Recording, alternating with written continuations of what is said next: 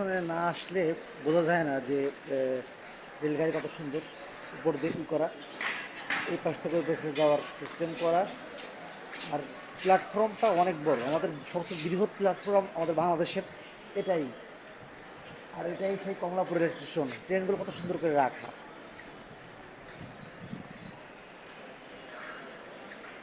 Train দেখতে কেই না পছন্দ করে।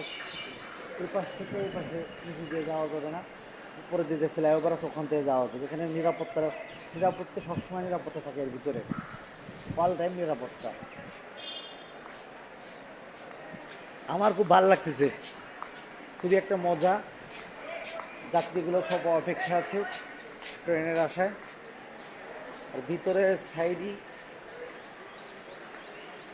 এখানে আমার ট্রেনের কর্মচারীরা থাকে এখানে।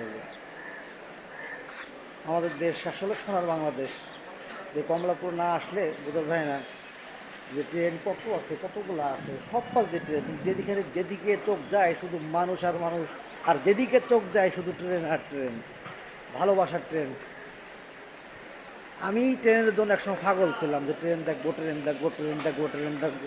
আর আমি এখন স্টেশনের ভিতরে প্রায় 15 বছর পরে আমি ট্রেনের ভিতরে, ট্রেন লাইনের ভিতরে এসেছি।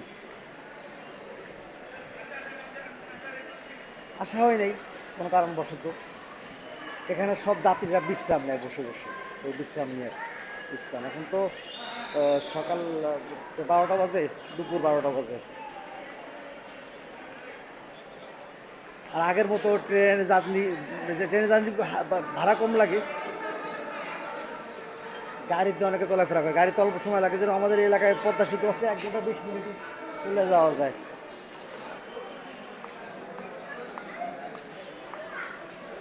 এই আমার যাত্রীগুলা কোথাও যাবে, বসে রয়েছে আর কি ট্রেনে যাওয়ার জন্য।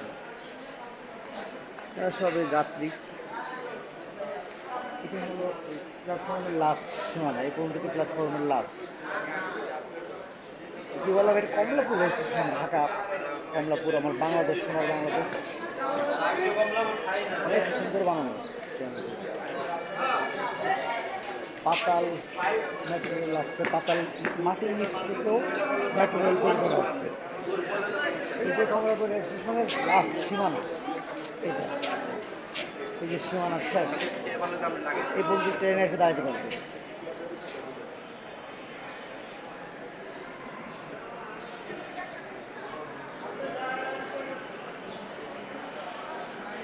মনে কোনো অনুষ্ঠান হবে এইসব যাত্রীদের ভিতরে।